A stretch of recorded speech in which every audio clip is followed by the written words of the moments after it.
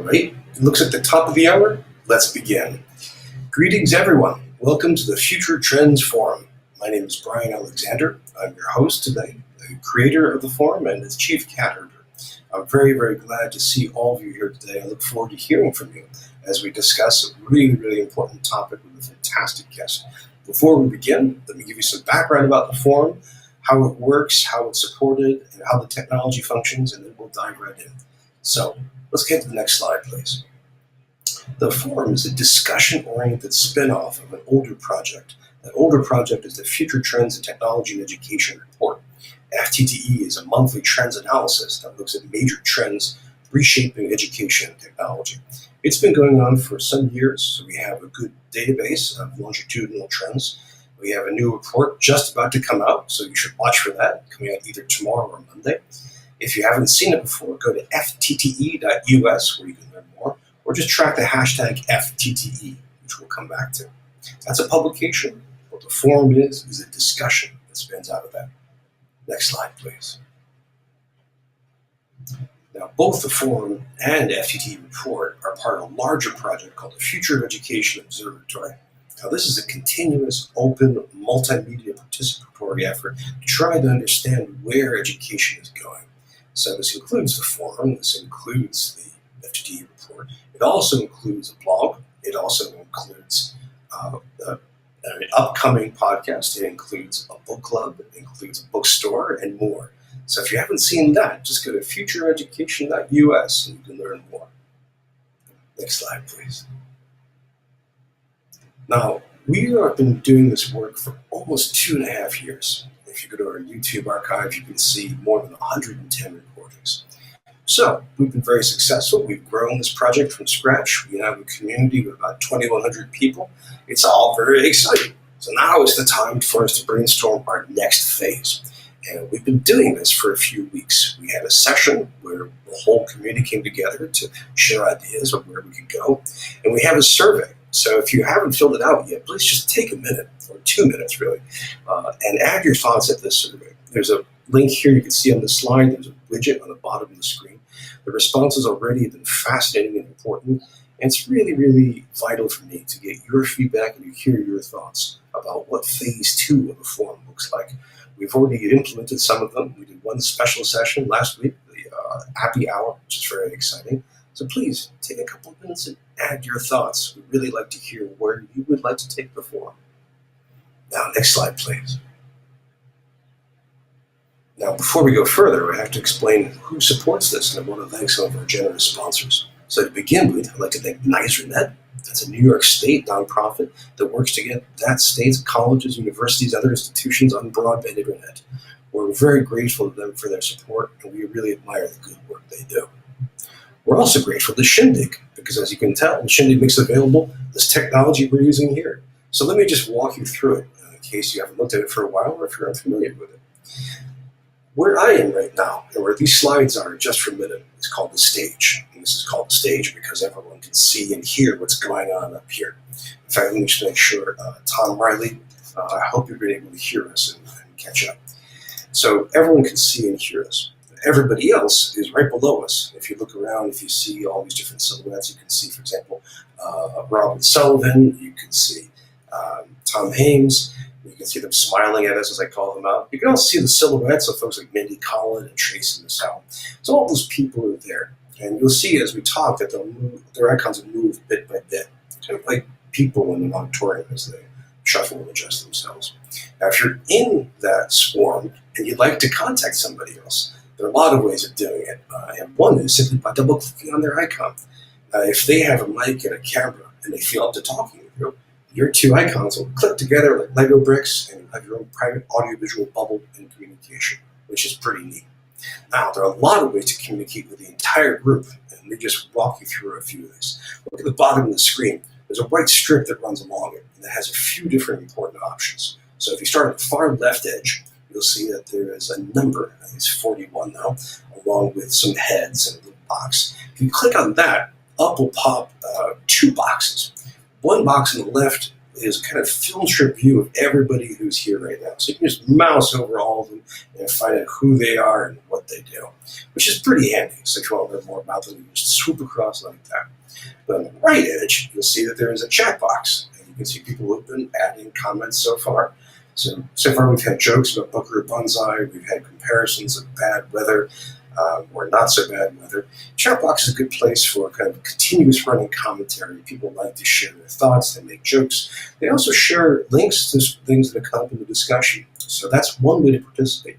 Very, very easy. Just click on that chat box and start typing. And I'll be watching that during the conversation so we can harvest some thoughts from there. Now back to that white strip.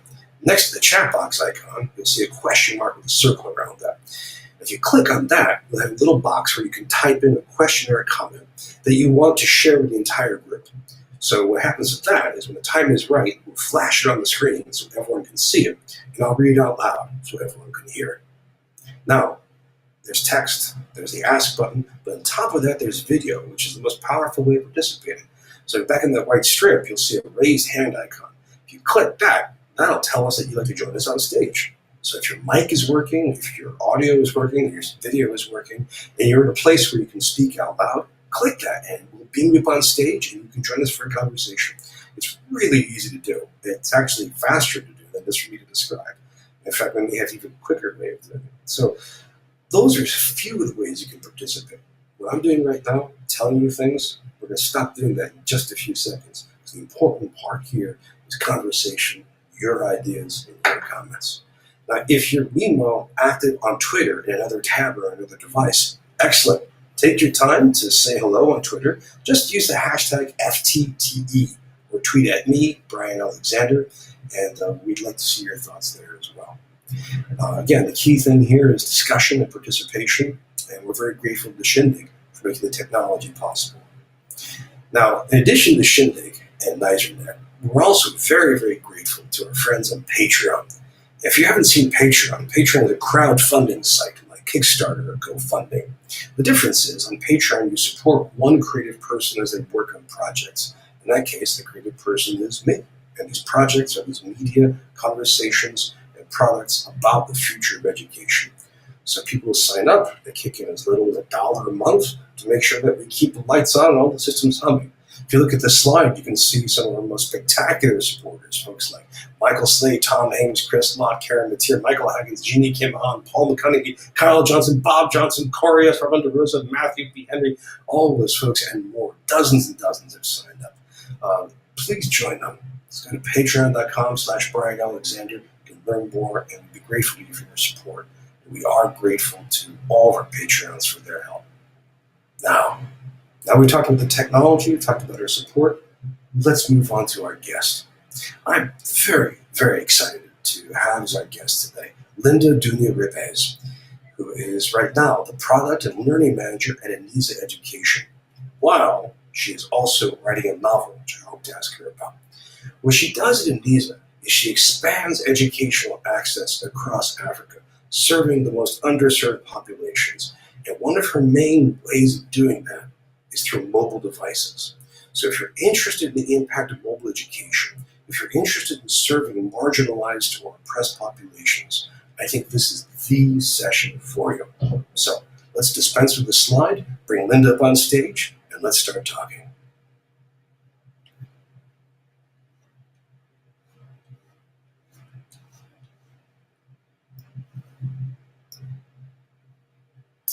Linda, do we have you there?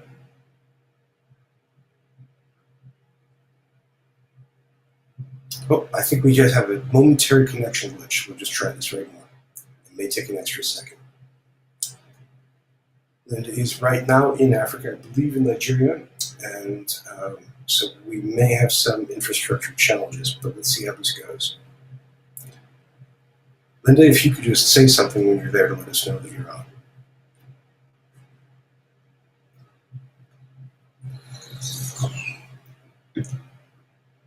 We'll give this one more try here. And while she's doing that, while we're getting her online, please take a minute to think about some questions and topics that you'd like to ask, some thoughts you'd like to share. Linda, do we have you there? Yes, I think you do. Hi. Fantastic, fantastic. Where Great. are you today? I'm in Nairobi, Kenya. Nairobi. Fantastic, fantastic. I'm so glad that you can make time for us today, and I really Thanks for appreciate having that. me. Oh, my pleasure, my pleasure. Can I just ask, just to start with, what do you do at Eneza? What are the main things that you're working on this year?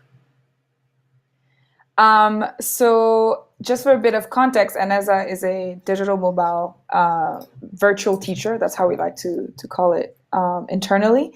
And what I specifically do is I work on essentially structuring the student experience, the learning experience for students. So we have both adult students and primary school and secondary school students. I also sort of do a lot of research into how can we make the experience more engaging, because as you know, Eneza uses a lot of 2G connections, so SMS, to actually Mhm. deliver the teaching. So it's quite difficult to make a essentially like a text message interaction engaging for a 6 or 8 year old. Mhm. So that involves doing quite a research, quite a lot of testing, and actually keeping track of engagement interaction. So yeah, I spend my time both watching the trends on how students engage, as well as figure out new ways of engage them in the future. Fantastic. We'll be thinking about that future today. Um, and friends, just as I was saying, I have a whole stack of questions, which I'm ready to barrage with. But we really want to hear from you as well. And just in case you haven't thought about this for months, in fact, for years, these are some of the topics that we've been working on, including mobile and learning. So Linda, this is a fantastic, fantastic ambit that you have. Tell us more about Eneza. What's Eneza Education about? Where is it based and how does it work?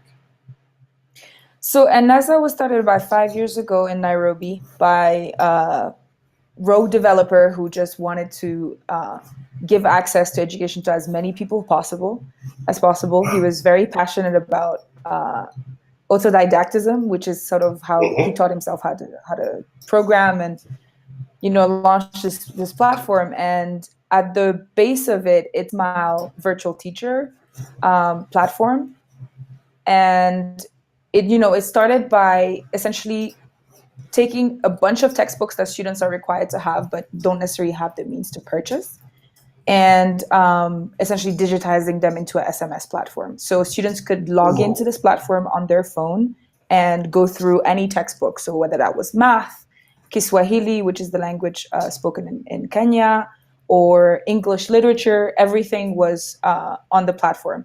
And the people who supported him in actually translating those textbooks into an SMS experience were real teachers who ended up changing profession and becoming instructional designers over the course of the years.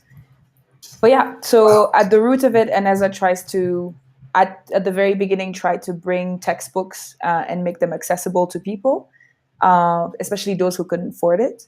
But Yeah. as it has grown, it's expanded into including courses that professionalize teachers, or courses that help Mm. entrepreneurs think about how to start a business. So yeah, it has multiple applications. One of the most interesting recent one, which is our feature called Ask a Teacher, where students, when they get stuck on the SMS platform, can ask a real question to a real life teacher who network of them available between 8 a.m. and 9 p.m. and they answer student questions. So at the very Wow. beginning, it was all content related questions, and it branched out into all kinds of questions. So students were asking, Mm. because they felt it was a judgment free zone, they were asking things around sexuality or how to monetize some of their activities, etc., etc. Oh, So that's the most wow. beloved feature at the moment. I imagine it must be kind of oracle for people. What a terrific feature. Yeah. Especially because they don't have access to the internet. So it kind of serves as a Wikipedia or a Google. It's a trusted resource. It's a real person who has access to internet and that can actually Google things for you. So students use it the same way, Oh. I guess, students would use Wikipedia somewhere else. So these are students who, both minors and adults, who have access to this simply through 2G flip phones or other feature phones. Yes, any feature phone with 2G access can browse through the experience quite seamlessly. And there's no internet needed, no 3G or sophisticated phone. All you need is just a feature phone and a 2G connection. What do you, so I'm calling these feature phones, but people have all kinds of nicknames. Do you have some other name for them that I should know? No, actually, we sort of call them feature phones too. I think we just call them phones at work because that's the majority of users. I mean, if you look at the internet, the smartphone penetration in Africa or the mobile phone penetration in Africa, about 60% of all all phone users are on 2G. That's the primary network of choice. So that's just, I guess, the common phone here. But in Kenya, you have more and more smartphones being purchased over the past couple of years with the arrival of Tecno, which is a Chinese phone company. So they make smartphones very easily accessible. Oh, that's interesting. What's the name of that company? Tecno.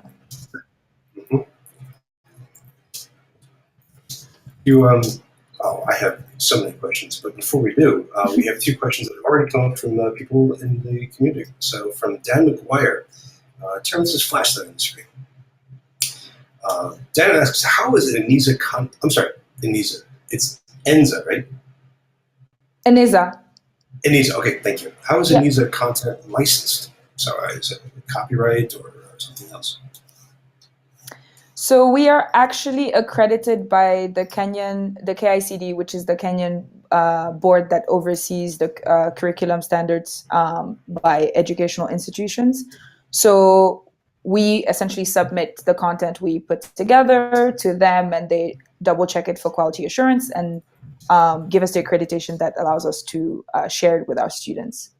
So a lot of EdTech solutions sort of tend to not want to get accreditation because it is a kind of a long process, but in standing up for our users, it makes so much more sense for them and their parents to have a product that is accredited because it is a trustworthy product. It is a product that they feel actually has relevance in the classroom and is not, they're not making a bet, so to speak, by supplementing their classroom experience with this digital tool. That counts for a lot. And is the material copyrighted, or is it public domain or Creative Commons license? It's public domain and within the accreditation framework. So as long as you're creating original content that is quality assured by the KICD, you're free to publish that. Thank you. Good answer. Great question, Dan. Strikes right to a key point. And we have another question from Maria Anderson. So Maria asks, do you find the majority of your students are autodidacts? In the US, I think that is the minority, but I think it could be cultural. I think it's looking at least the Eneza users, it is a bell curve. You have students who will spend enormous amounts of time on the platform, browsing at random, just through curiosity and trying to teach themselves. But you have the majority of users, though, kind of fall into the category of there's an exam coming up and I need to really study, so I'm going to do that. And then on the other side of the spectrum, you also have users who can't afford going to school in a kind of the regular sense. So they probably will have the money to pay for one grade, but would have to skip the next one and have to work for that year before they can get back to school. So it is a tool that they use sort of fairly consistently once they don't have access to school anymore. So I think those are the kind of different, obviously, and then you have users who will sign up and engage like very intermittently. So like once every month or once every couple of months, but it's definitely on a bell curve, I would say. Okay, thank you. Maria, that's a great question. And this gives me time for a very quick question. Are most of your students drawn from all over Kenya or part of Kenya or a larger geographical range? So it was sort of urban for a while until we started doing radio campaigns, which we realized a lot of our digital marketing only reached students, obviously, who were in urban areas. And so we started doing marketing campaigns in the local languages, and that started to reach out of the city a little bit more. Eneza in Ghana as well, where you have fashion trends. Cote d'Ivoire, first non-English speaking market, which is really exciting for me because I'm from a non-English speaking country. I'm from Senegal originally.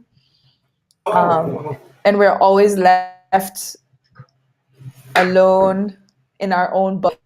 But it's great to have an edtech solution that actually makes it into the Francophone African world. So I'm really excited about that. Never use. Okay, no, I won't use my bad French. I'll be kind. Have you done any work with the institution France Université Numérique? They were doing a lot of books in Northern Africa. Yeah, interesting stuff there. Would love to check them out. Yeah, let me take a note. Yeah, well, the acronym is FUN, which is more entertaining than most academic acronyms. They're really good people, and the MOOCs, I believe, are open and aimed at Francophonic countries outside of France, countries and regions, populations in general. Friends, as you can see from Maria and Dan, it's easy to ping questions up, so please share more questions as we go. In fact, before I can even finish that sentence, we have a question from Mindy. Let's put this up on the screen. Mindy, what do you have to ask? Do students get some kind of credit when they use the platform? For instance, so they can get through the education system officially? Oh, good question, Mindy. No, not yet, and not in a traditional sense of the term as well. So it is accredited, however, it is not degree awarding or doesn't. They can't take national examinations or official papers on the platform at all. It's a supplemental learning tool. However, as we think about the future of Eneza, we want to go into a credit awarding system, especially for adult learners, because I think youth learners find relevance directly in their, the next exam. If I've studied on Eneza for 10 hours, I'm more likely to score well. But for adult learners with courses like business and personal finance and, professional, like teaching, etc., you have a little bit less day-to-day relevance, and they want to be able to show that to potential employers, and seeing how difficult it is on the continent to get a job despite having degrees. I think the more relevance and credibility you can give them, the better. So that's something we're definitely trying to work towards in the next couple of years. Something that will have a real economic benefit. All kinds of ways. Forgive me if I'm getting this wrong. In my notes, I think you said something about the virtual teacher platform. Is that the right phrase? Yes. What is that? Could you say anything about that? So we call Eneza itself a virtual teacher. So it's called Shupavu. So that's how students refer to it.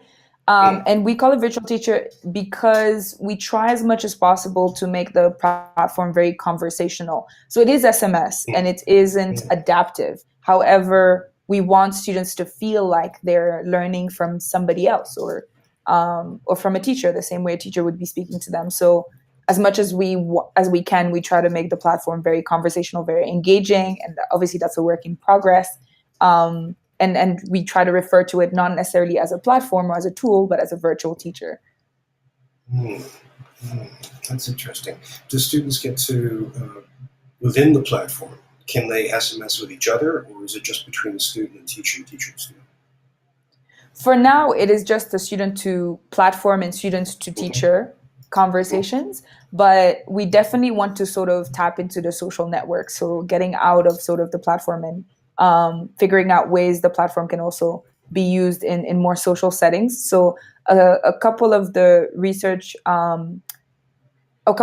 we're currently conducting is on how do you actually bridge the gap between the phone and the classroom.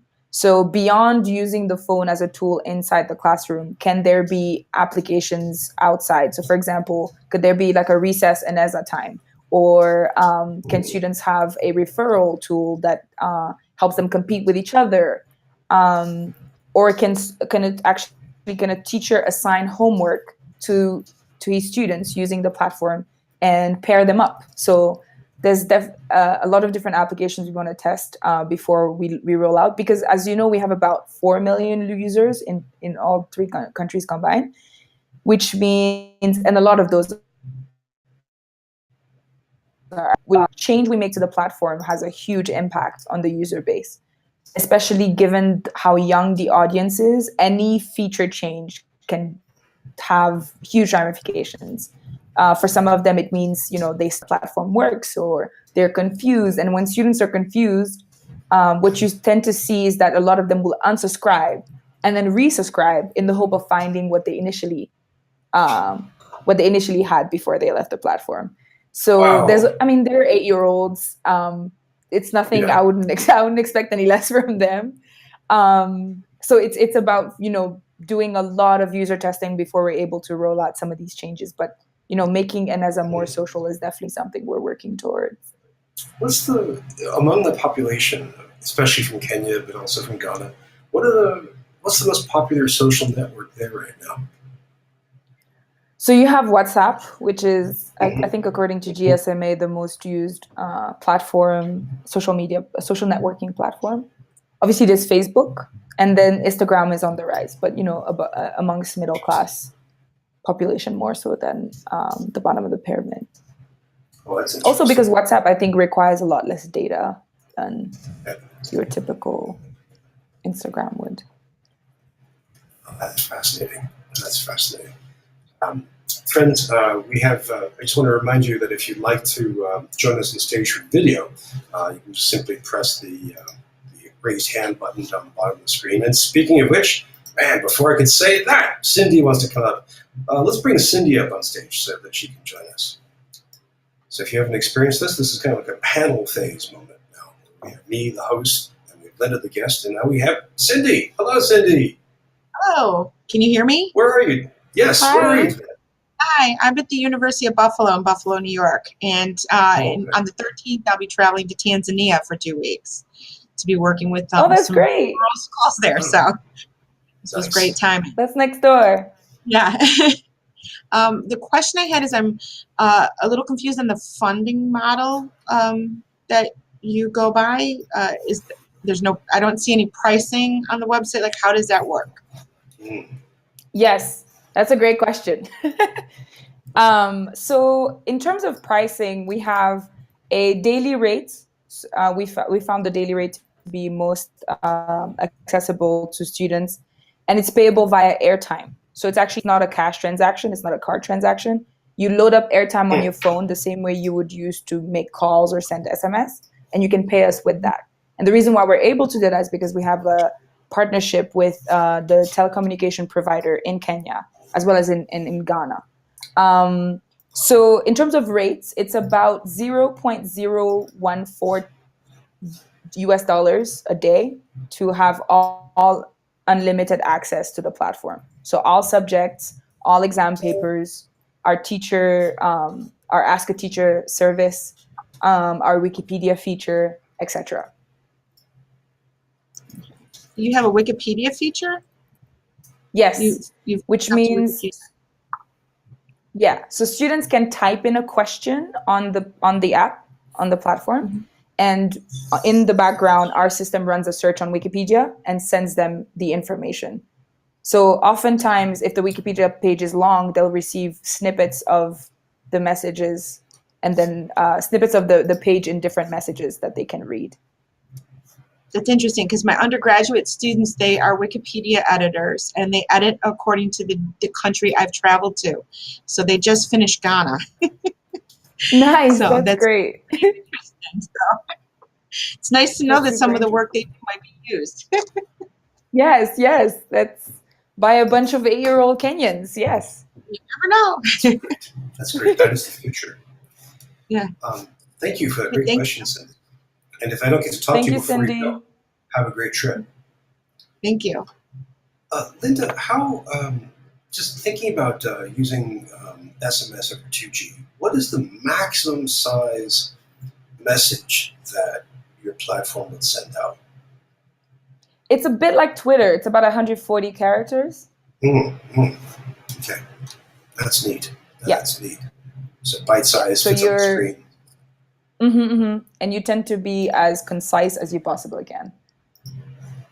Well, you have to be very concise. I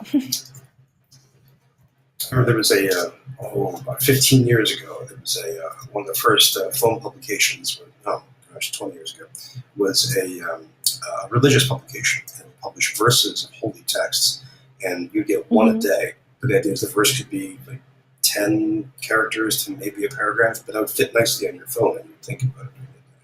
This is kind of similar in that way. Yeah. I mean, given how religious a lot of our users are, one of the other things we're actually researching right now is how to get a Bible study feature. Because what you tend to find is that there's a lot of, so the access to the Bible and the knowledge on the Bible is essentially regulated by pastors and preachers, and they often have a political agenda. So democratizing access to education also sometimes can mean democratizing access to, ways of thinking. And I think the Bible and the Quran should be easily accessible to youth. And so we're trying to test a feature whereby students can message something they want to know about. So say, what does the Bible think about lying, or what does the Quran think about lying? And then they get a few appropriate verses, which sort of removes the need for a third party, at least in the immediate sort of like curiosity phase. And I think obviously preachers and pastors are hugely influential when it comes to the community around religion, but when it comes to knowledge, I think that should be easily accessible to students as well. So that's something we're in the test. So running tests on. you may spur on a small version of the Protestant Reformation in the next couple of years. I will not. Good luck. I mean, for our team, the hardest thing right now in terms of content development is picking the right. When it comes to content, it's never agnostic of ideology. So it's always about, okay, what do people read the most in Kenya, and so that's what we go on, as opposed to sort of, I guess, play a referee and say this is what we feel people should know instead. So we try to go with what people already consume and just make it more accessible to them. So is Eneza a publisher then? That's a good question. And that's something we are currently thinking about very, very intensely. There's obviously multiple schools of thoughts. I mean, we're a late stage startup, which means like some of these conversations are constantly happening. Are we a content publisher? I think some of the strategic direction we've taken definitely position us as a content publisher in Kenya and Ghana. But I think as we move into what the future of the platform is going to be, I think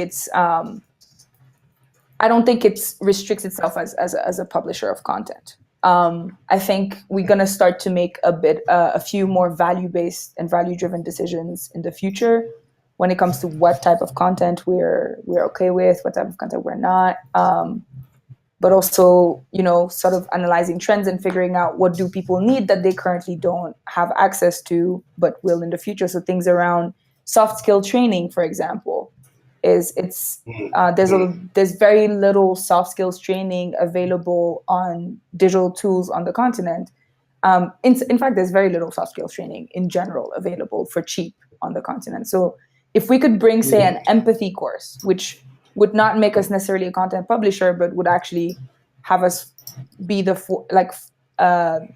forefront of thinking about how do you actually translate something like empathy into an SMS conversation, then I think we're starting to sort of like burst that bubble a little bit of what we are and what we're not. So we're still experimental. So I wouldn't, give us a name just yet. But I think strategic directions wise, we've definitely been doing a lot of content publishing, and we will keep on doing that in the future, as well as other very exciting things as well. Well, then we're going to come back to that. We have observations from the chat box that I want to mention, and we have a great friend of the forum, Maria Anderson, who wants to join us. So, Terry, if you could beam her up. In the chat box, let me introduce you to Roxanne Riskin, who is on the road right now. She's working in empathy in VR. Now that takes a lot more bandwidth than what 2G can support, of course. I wonder if the two of you might have some conversations about how best to digitally communicate that kind of soft skill. Absolutely, absolutely. Maria, welcome. Where are you today? I'm at home today. You're a little quiet. What? Oh, sorry. Is this better? Okay. A little better. Okay. Yep. So I was curious whether you're running into issues as you deliver content around like localized culture differences, like in the U.S. Science in Florida and Texas is very different than science in other states, right? And there's all sorts of cultural battles over what you're even allowed to say in a science class or a history class, for that matter. Are you finding similar types of things happening, as you deliver to students in different countries or different regions of a particular country? So it does help that we're aligned with the national curriculum, which means also neither Kenya nor Ghana or have essentially like regional differences in how they manage curriculum. So it's always generally centrally managed by how to changes to the content that we have to adapt to often. So for example, when it comes to Kenya, you have things around tribalism that spark a lot of controversy, depicting certain ethnic groups or tribes as quote unquote primitive may come across as very offensive. So we try not, and as advised by the government, we try not to make comparison between tribes or portray in a more primitive light than others. So there's a lot of, being very careful with that when it comes to courses like history, literature, and it's things that we constantly keep in touch with the government about, because we try to be as respectful about the local cultures as possible. And we know, we're not in the business of making statements, political statements. So yeah, that's definitely like as respectful as possible, which means a lot of editing. I would guess that even delivering like Wikipedia content to students, you could run into problems where you deliver an article and then it turns out to have cultural or political implications, right? That's very true. And I think that's the reason why we ended up having the network of teachers for Ask a Teacher available at all times to do quality assurance of content. Because there's a real human in part of the process, they've been enrolled into the system and how it works. And they're generally former teachers. If not all of them are actually former teachers, they generally have a sense of appropriate, or this is probably not the time, or this learner is too young for this. So there's definitely a lot of quality assurance that's being done manually, which you would think would affect scale. But I think at the rate at which these teachers can work is absolutely astounding. There's a team, they take about anywhere between 2,000 and 4,000 questions a day. They process that many questions a day. How many teachers are involved in that? I don't think it's not more than 20 at a time. Obviously, there's a lot of turnover, but it's not more than 20 at a time. Wow. And are they paid extra to do that? Yeah, they're paid a fee for helps them make ends meet, but also professionalizes them in a way. They get, enrolled into how to use a digital tool to assign content, how to look at the student's performance in order to inform what you're going to assign to them as homework, etc. That's terrific. Maria, that's a great question. Very good question. It was one of the first issues I ran into when I first got to Kenya, because there's very little knowledge around how education is done in Senegal. But in Senegal, actually, we have a very, very good education system, which allows a lot of critical conversation around difficult topics such as colonization, such as tribalism and ethnic wars, etc. So it is encouraged in class to actually grapple with the fact that what is the difference, how do you define modernity, and what's the difference between a typical Sarah tribe and a family in Houston. So there's a lot of that critical thinking at a very young age, but it's not necessarily the same in Kenya. And I can definitely see why, because in Senegal we don't have as much of the ethnic tensions as there is in the East Africa region. So we definitely have the luxury to have critical conversations about who we are and who we ought to be. Yeah, my other comment was just on how interesting it is that like in the U.S., a lot of faculty will not SMS with students. It's considered a kind of a taboo at some places outside the normal bounds of communication. Nobody can monitor that, so nobody knows what the teacher is really saying. It's, you know, bad things can happen. It's just so interesting to watch in other countries. SMS, you know, is a primary form of communication. Where here it's email. So I'm curious, I don't even know if you can. Do you do anything to monitor the messaging between students and teachers to make sure it's appropriate? And so all the teachers who are allowed to message students on our platform are hires. So we work with them. They are temporary hires or they are permanent hires, but they work for us, which means there's a host of things they need to sign at the beginning. There's a lot of quality assurance that goes on. And we're constantly monitoring how they're interacting with students. We're also under strict regulation by the government, but also by UNICEF. So we try to, as much as possible, I mean, we have some of the same things in place in the U.S. I mean, a faculty member hired by an institution has signed contracts with appropriateness, but still there's some hesitancy to let teachers and students communicate directly without some monitoring of the situation, right? And I think it's for protection in both directions. It's not necessarily teachers will do something bad, but sometimes students can do things that are inappropriate too. And it's just so definitely hear that. How different it is between countries. Right? But there's also the fact that these teachers generally never get to see the students in person. And once they hear a question from because of the scale and the geographical distance between teacher and students, there's generally never any face-to-face. Obviously, never say never.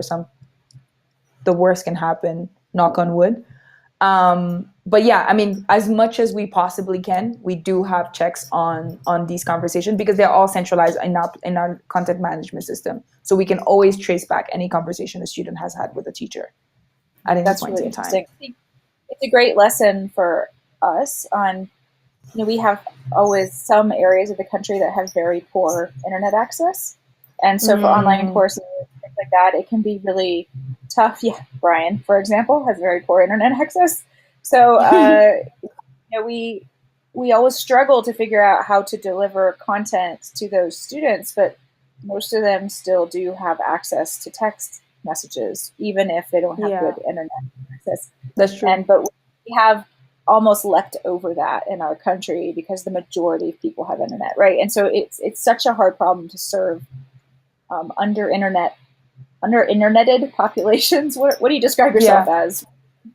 The wrong side of the digital divide. The wrong side, yeah. I mean, basically, that's one of the reasons I'm so impressed by what you all have done. I mean, Linda, this is just tremendous that you've taken a baseline technology, which isn't the flashiest one. It's not the one that a lot of people are talking about in the press, but you've made it work. I think that's just extraordinary. Really making it accessible. We had some comments. It is very tough. Please. It is very tough because I came from a learning design, instructional design background where I had access to all kinds of digital tools. So I used to work for the African Leadership University based in Mauritius, and it was a flipped classroom model, which means we had the in-person interaction as well as a lot of the tech supplemental tools. It's almost like I had so many tools under my arsenal and I was able to do so much with them.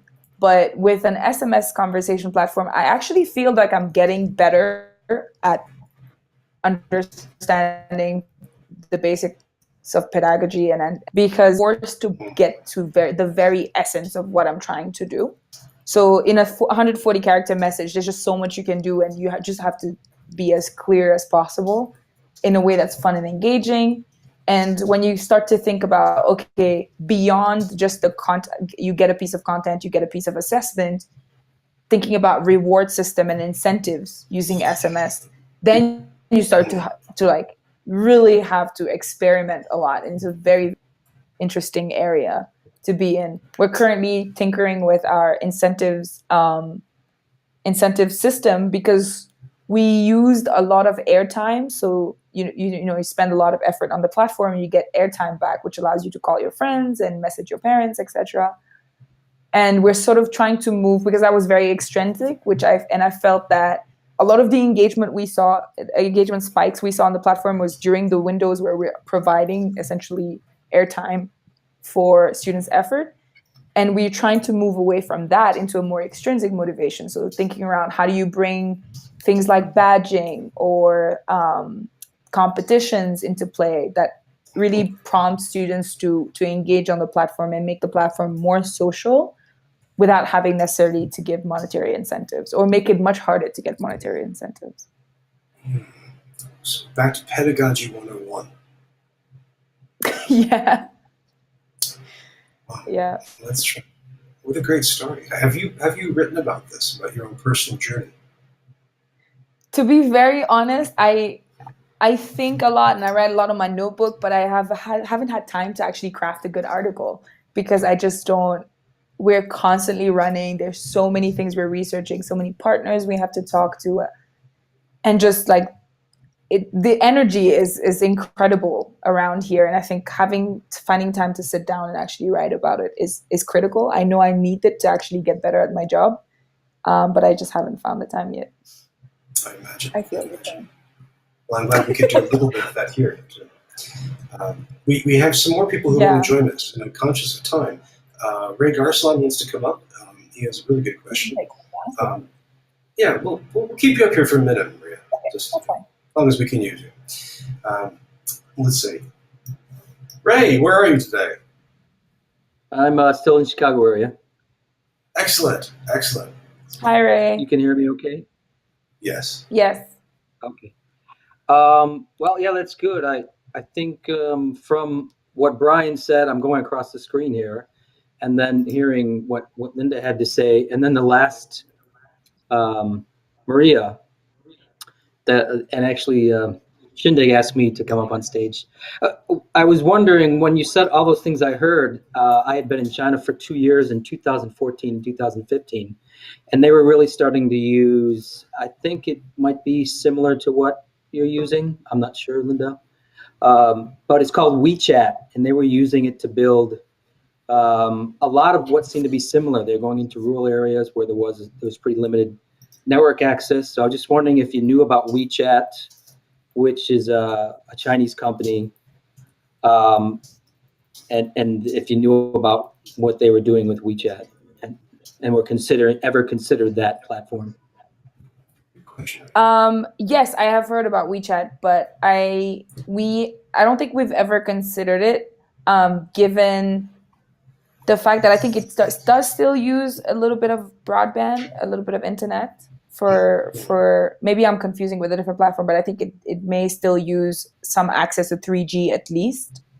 And although the penetration for 3G is higher, so you have about 36% in sub-Saharan Africa of phones connected to 3G. What tends to happen is it's still very, cities will have great 3G access, 4G access. But once you leave the city, then you start, even in pockets of the city, you start to find that the connection will drop. Even so, in the area I'm at right now, which is Valley Arcade, just like the middle of Nairobi, there's great internet connection, but still sometimes like the connection will drop and I'll have to, switch to a different networks, etc. So the issue with the inconsistency of the internet to this up to now is that we want to provide a platform that is, that students can have 24/7 access to, especially given, if they work or if they have activities outside of school, they don't have the luxury to be only online when the internet access is best. Sometimes it's restricted, or sometimes they don't even have the device themselves. There's one device per family, and they have to use a device at night or early in the morning. And so the only reliable network we've seen so far is actually 2G. And the issue, a lot of the issue we come across, actually, it's like other people's opinion is always like, well, you can never provide rich content. You can never provide an experience that's truly enjoyable or truly engaging. But I think that's a challenge we're trying to crack. I think, can you viably have a good, learning experience simply using a conversation? I think it's been done for decades in the past, and I think we can bring that to the digital world. And I think even when you look at platforms like Smartly, right? It's an MBA online that uses conversations. It uses basically what you would be able to do with a 2G phone. So when I look at that, I'm like, we're in the right trend, because this one's one of the most engaging platforms out there for online education, and we're doing just that. It just looks less fancy, It depends on the phone you're using, but you're getting towards the same learning outcome. And I think that's, at the end of the day, if we can keep the cost as low as it is right now, and it will keep going lower, hopefully, as we have more and more infrastructure built on the content, more telcos competing for prices, for tariffs, etc. I think we're just going to be able to provide that at a much higher scale, and I'm perfectly happy with the lack of gloss and shine. I'm curious whether you have like banks of like probing questions for students, like questions that result in them, not like a multiple choice question, but more like essay oriented, like, well, how do you think you would solve this problem? Or, is that the kind of thing that you use for the back and forth conversations, or is it mostly kind of factual? I don't understand this, and somebody explains it. I think it depends on the level of the student. So if you're in primary school, chances are an open-ended question is going to be the most tedious thing in the world, right? You're not yet proficient with English, especially writing English. And so we opened the open-ended question feature for secondary school students, but then quickly realized that because of spelling issues and because our platform wasn't ready to go around the spelling issues, it was actually not giving the students a pleasant experience, because the platform essentially tell them back, like, I don't understand what you said. And that's not necessarily what you want. So, and oftentimes students will also speak in different languages. So they will speak in mostly English and add Swahili, right? Which is perfectly fine, because in the workplace, people do that. You can't blame them for doing so, right? But you'd have to train an intelligent system to understand how to speak both English and Swahili slang, which is a third language of its own. So we sort of disabled the open-ended feature until we're able to test it and make it more stable. And I think for that would need a lot of machine learning, which would take a few years to actually train well. But it's definitely something we want to bring back. Yeah. Great question. Yeah, very good questions, guys. We have one more question from Pennsylvania. We have Professor Ed Webb. Let's see if we can bring him up on stage. So this is the dramatic moment where we move people off and then put people on. It's kind of a Star Trek moment. We're dematerializing, materializing. Ed, great to see you. You too. It's been a while. Hi. Yes. Hi, Thanks for everybody. coming. Yeah, so you touched on this a bit earlier, but I'm interested in the relationship with governments here, because obviously there's the accreditation bit, which I wonder how intensive that is. Is that a sort of light touch thing, a periodic, or are they really sort of monitoring very closely what you do? Is there some bit of the education ministry or something that you have to deal with daily? And also, to what extent are you in sort of active discussion with them about your plans for expansion, in each of the countries you're working in? So I think we've been able, so this happened before I joined, obviously, but we've been able to establish a trusting, partnership with the government, specifically, not necessarily the entire Kenyan government, but specifically the board of that manages the curriculum. And the reason why I say that is because we typically submit for accreditation, and they review, and then we have to obviously submit periodically. So I think annually, a revision of the content. But as long as we keep doing that, we still have the accreditation. The process to get the actual accreditation took a few years, though. I don't want to make that seem like it was an easy ride. It wasn't at all. And I think if for the right reasons, I think they really stood up for, trying to make sure we were completely aligned with what students actually learn in schools. And it's obviously always an open negotiation. I think as we move towards a more adaptive experience, one that matches students' learning curve, that lets them, be more selective about what they study, that's an ongoing conversation we need to start having with them, which we haven't had yet. Because it would sort of like break a little bit of the alignment, especially in terms of timing of content. But I think we're in a great place to negotiate with them, in the sense that we've been able to operate without an issue for the past 5 years, and we're proudly accredited, and we say that as often as we possibly can, and we want to keep that relationship very, very strong. And does the necessity of that kind of relationship affect, where else you might expand this model to? I don't think so. In Uganda, you have this new tax on social media. Obviously, it's a different. That there's a government with a different relationship to media and communication. I'm just wondering if politics and regulatory environment really affects your planning. Yes, I mean, if you're speaking about that, I mean, Ethiopia, Uganda is those are all tough sells. However, there's a host of very accessible markets currently available that we haven't explored yet. So Ghana is an example, Cote d'Ivoire is an example. You have Senegal, you have Nigeria.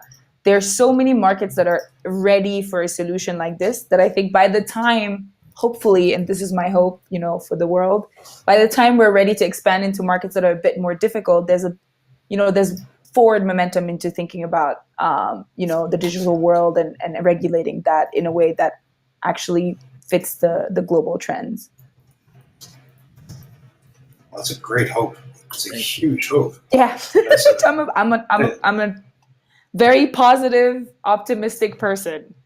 I think as an African, especially if you've traveled, you're constantly flooded with negative imagery about the continent. But growing up here, spending a majority of my life here, and having most of my education done on the continent, I have had the best of times.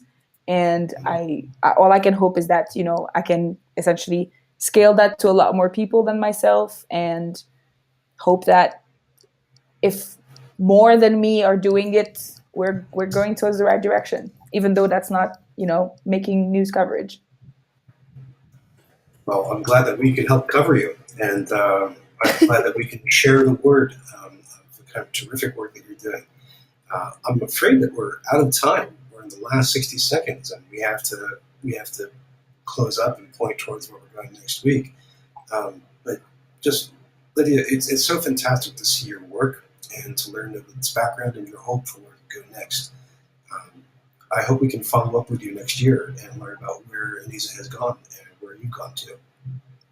I hope so too. And if any of you guys have questions, I'm going to drop my email in the chat bot, and you can feel free to email me, connect with me. I'm happy to have conversations. I'm actually much better one-on-one, so. Well, you're terrific in this one-to-many, so you must be astounding one-to-one. Is email the best way to find you? Yes, email's the best way. Otherwise, you can send me a LinkedIn message, but I don't check those often. Understood. Well, thank you again, and I think it's probably late there. It's what, 9 o'clock, 10 o'clock p.m.? 10 p.m., yes. Oh, you should get some sleep. Thank you so much. And thank you so much for having me. Keep up the magnificent work. Thank you. Bye. Bye. But don't everyone leave yet. We have to tell you about what else is going on. And as we put those slides up, let me just thank you all for fantastic questions. Maria, Ed, Ray, everybody. It's just a real delight to see how much we learn together. Next week, we change gears, and we have a rare guest. We have the president of the college. Jeff Abernathy is the president of Alma College in Michigan. And Alma has been doing a really, really interesting multi-campus project where they've been sharing some resources and some teaching opportunities across a bunch of small colleges. Now, we've been talking about about multi-campus collaboration for the past 2.5 years. And it's great to see an example of this. And I think it's a real treat to have a president on here. So stay tuned for that. We have a couple more things going on too. So our book club, we've almost settled on our next reading. So click the widget for that if you want to get your last vote in. We have some terrific titles and a lot of furious voting and counter-voting. So please just click on that if you're interested in our book club reading. Again, this is for the next near future science fiction novel. Now, on top of that, remember to vote for, or remember to enter into our poll or survey about phase 2 of Future Trends Forum. And if you want to keep the conversation going, here are all kinds of ways of doing it on Twitter, Facebook, and LinkedIn. Once again, thank you so much, everybody. Thank you, especially to Lydia, for being a great, great guest with terrific work. Thanks to everybody for your thoughts, your questions, your reflections, and keep thinking about the future of education. We'll see you next week. Bye-bye.